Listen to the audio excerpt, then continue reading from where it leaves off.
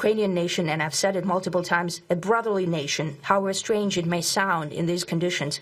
We have the same roots, and everything that's happening is a tragedy for us and terrible wound. And the President of the Russian Federation.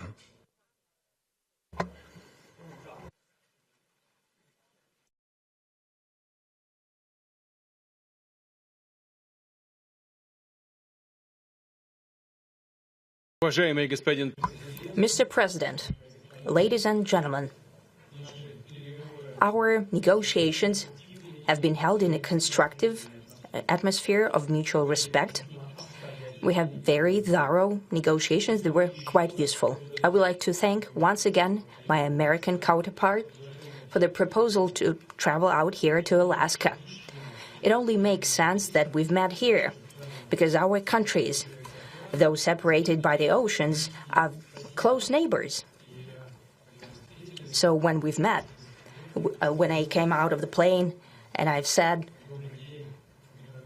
"Good afternoon, dear neighbor. Very good to see you. In good health and to see you alive." I think that is very neighborly. And I think that's some kind words that we can say to each other. We're separated by the Strait of Bering, though there are 2 islands only between the Russian island and the U.S. island. They're only 4 kilometers apart. We're close neighbors, and it's a fact. It's also important that Alaska has to do with our common heritage, common history between Russia and the U.S., and many positive events have to do with that territory. Still, there is tremendous cultural heritage back from the Russian America. For example, Orthodox churches and a lot of more than 700 geographical names of Russian origin. During the Second World War, it was here in Alaska that was the origin of the legendary air bridge for the supply of military aircraft and other equipment under the Lend-Lease program. There was a dangerous and treacherous route over the vast emptiness of ice. However, the pilots of both countries did everything to bring closer the victory. They risked their lives and they gave it all for the common victory. I was just in the city of Magadan in Russia, and there is a memorial there dedicated to the Russian and the U.S. pilots.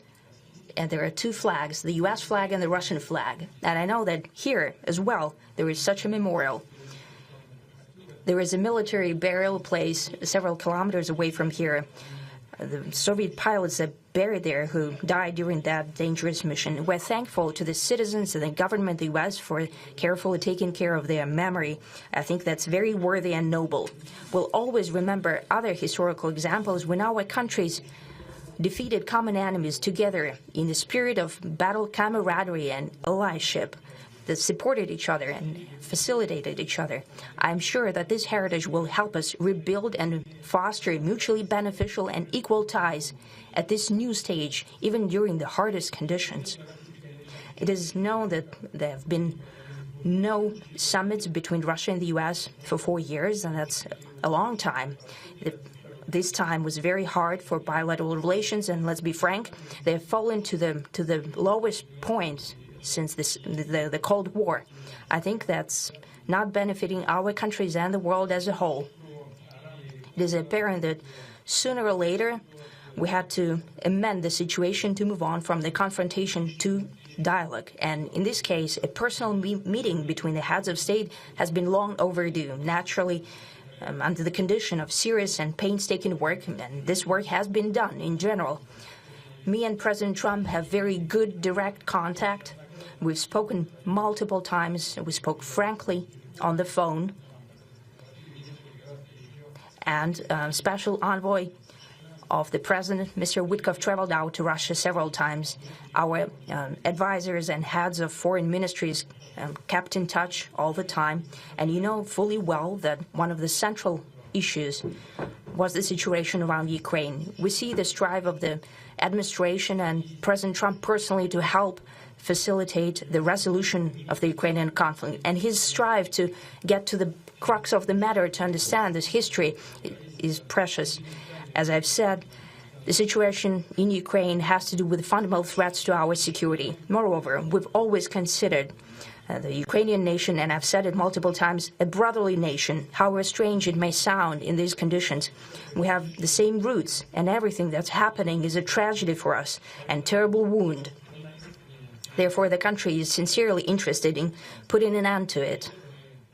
At the same time, we're convinced that in order to make the settlement lasting and long-term, we need to eliminate all the primary roots, the primary causes of that conflict. And we've said it multiple times, to consider all legitimate concerns of Russia and to reinstate a just balance of security in Europe and in the world on the whole. And I agree with President Trump, as he has said today, that naturally the security of Ukraine should be ensured as well.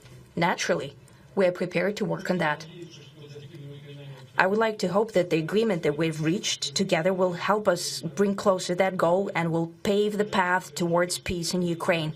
We expect that Kiev and European capitals will perceive that constructively and that they won't throw a wrench in the works.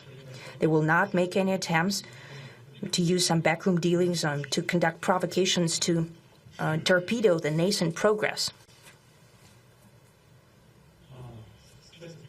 Incidentally, when the new administration came to power, bilateral trade started to grow.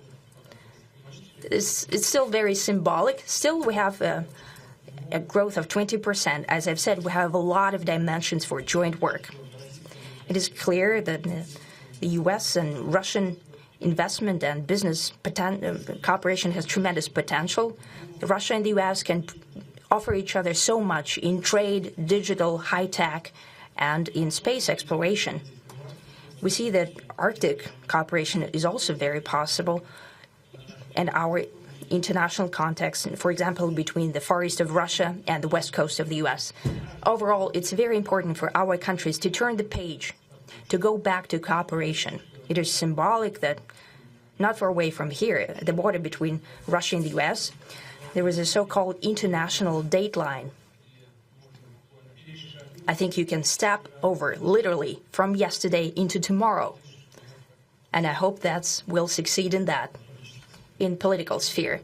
I would like to thank President Trump for our joint work, for the well-wishing and trustworthy tone of our conversation. It's important that both sides are result-oriented, and we see that the President of the U.S. has a very clear idea of what he would like to achieve.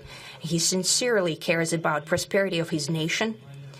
Still, he understands that Russia has its own national interests. I expect that today's agreements will be the starting point, not only for the solution of the Ukrainian issue, but also will help us bring back business-like and pragmatic relations between Russia and the U.S. And in the end, I would like to add one more thing. I'd like to remind you that in 2022, during the last contact with the previous administration, I tried to convince my previous American colleague that the situation should not be brought to the point of no return when it would come to hostilities. And I said it quite directly back then that it's a big mistake. Today, when President Trump saying that if he was the president back then, there will be no war. And I'm quite sure that it would indeed be so. I can confirm that. I think that overall, me and President Trump have built a very good, business-like and trustworthy contact. And I have every reason to believe that moving down this path, we can come, and the sooner the better, to the end of the conflict in Ukraine. Thank you. Thank you. If you like this video, then like, share and subscribe to Mirror Now.